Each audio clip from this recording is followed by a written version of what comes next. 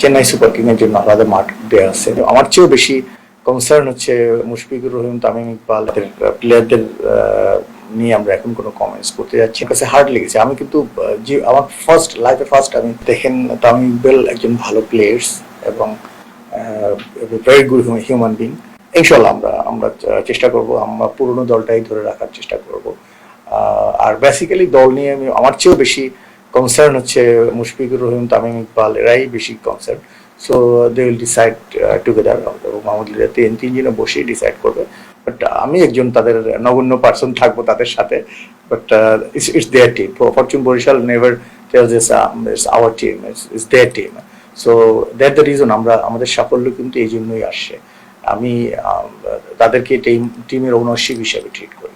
It's a very positive things. আমি অনেক বছর 5 বছর যাবৎ বলতে বলতে finally I got it. So it's a very good things and আমার ধারণা এই বছর আরও ভালো কিছু করবে এবং যখনই হোম অন ভ্যানু হবে তখন দেখবেন আরও বেশি রেভিনিউ বেড়ে আসবে।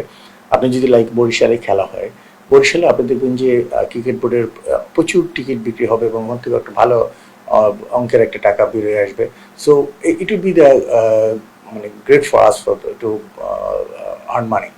বরিশালবাসীর চাওয়া আসলে বরিশাল স্টেডিয়ামে পড়ছেন বরিশালের খেলা দেখতে। তাছাড়া আপনি কয়েকদিন আগে আসলে স্টেডিয়ামে গিয়েছেন, বিসিবি প্রেসিডেন্ট আমিনুল ইসলামের সঙ্গে কথা বলেছেন। বরিশাল স্টেডিয়ামে খেলা বিপিএল ম্যাচ হওয়ার কোনো সম্ভাবনা আছে কিনা আসলে?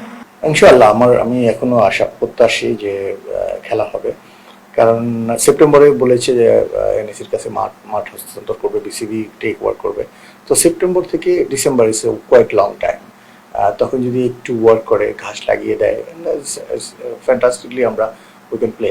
আমার ধারণা বিপিএল এর আগে দু একটা ন্যাশনাল মানে ইন্টারন্যাশনাল অথবা এজ গ্রুপের কিছু খেলা ওখানে ফেললে দেন আমরা উইকেটটা বুঝতে পারবো, অলসো ইনফ্রাস্ট্রাকচার বুঝতে পারবো। সো আমি প্রত্যাশা করবো বিসিবির কাছে যে তারা যেন এই ধরনের খেলাগুলো দেয়। আর বরিশালে অনেক বছর যাবৎ খেলা হচ্ছে না। আমরা গিয়েছি, প্লেয়াররা অনেক কথা বলেছে, মানে আমার কাছে হার্ড লেগেছে। আমি কিন্তু যে আমার লাইফে ফার্স্ট আমি বরিশাল স্টেডিয়ামে গিয়েছি। বাট মানে যখন প্লেয়ারদের কথা শুনেছি আমার কাছে খুব খারাপ লেগেছে। তো আমি আশা করি বরিশালের প্লেয়াররা যদি যেন খেলে এবং তারা যেন ওই খেলার মাধ্যমে যেন ফরচুন বরিশালেও খেলতে পারে, এটা আমার প্রত্যাশা।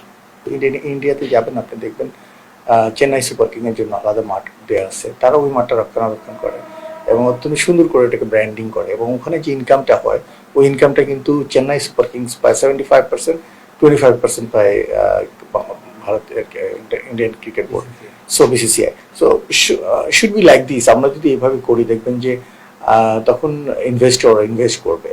আমাদের যে যারা অ্যাড দেয় তারাও তখন আরও বেশি উৎসাহিত হবে যে আমার একটা স্টেডিয়ামে ফুললি আমাদের অ্যাডগুলো যাচ্ছে। সো আমি স্পন্সর পেতে আমার জন্য মানে খুব ভালোভাবে আমি স্পন্সর থেকে একটা ভালো অ্যামাউন্ট নিতে পারবো। So it could be the very good যদি হোম অন অ্যাওয়ে বেসিসে হয়। হয়েছে উনি চেষ্টা করবে বলেছেন, বাট এটা মাঠ যদি ঠিক না হয় তাহলে আসলে তো কোনো ওয়ে নেই। মাঠ ঠিক হতে হবে, মাঠ ঠিক হলে ইনশাল্লাহ খেলা হবে এবং সবাই বরিশালবাসী সবাই চায় যে খেলা হোক। এবং আমরা তো ওই দিন গিয়েছি, আমার মনে হচ্ছে সবাই খেলা দেখার জন্য উৎগ্রীব।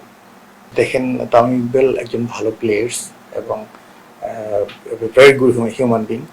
আমার ধারণা যদি বিসিবিতে যায় সে ভালো করবে ইনশাল্লাহ। এবং সে জানে প্লেয়ারদের কি ফ্যাসিলিটিস লাগে। আপনি প্লেয়ারদেরকে ফ্যাসিলিটিস দিলে অটোমেটিক্যালি প্লেয়াররা দেখবেন ভালো খেলবে। আপনি ফ্যাসিলিটিস বলতে মানে আমি টাকা দিয়েই কিন্তু ফ্যাসিলিটি না, তাদের ইনফ্রাস্ট্রাকচার দিতে হবে যে এভাবে খেলো। তাদের সব ধরনের দেখেন ইন্ডিয়ান ক্রিকেট বোর্ডে নাই এমন কোনো ফ্যাসিলিটিস নাই। আমাদের প্লেয়াররা একটু দল থেকে সরে গেলেই তারা যে পরে প্র্যাকটিস করবে, প্র্যাকটিসের জায়গাটা মতো নেই। তো এইসব ফ্যাসিলিটিসগুলো যখন বাড়বে, বুলুল ভাইও এগুলো নিয়ে কাজ করছে। তো আমার ধারণা he will do the job also. Tamim Iqbal যদি আসে এইসব দিক দিয়ে আমার ধারণা কাজ করবে। একান্তই একেবারে ব্যক্তিগত ব্যাপার। আমাদের প্লেয়ারদের নিয়ে আমরা এখন কোনো কমেন্টস করতে যাচ্ছি না। আমরা হয়তো বা যখন হবে টাইম আসবে আমরা জানাই দেবো, অবশ্যই জানাই দেবো।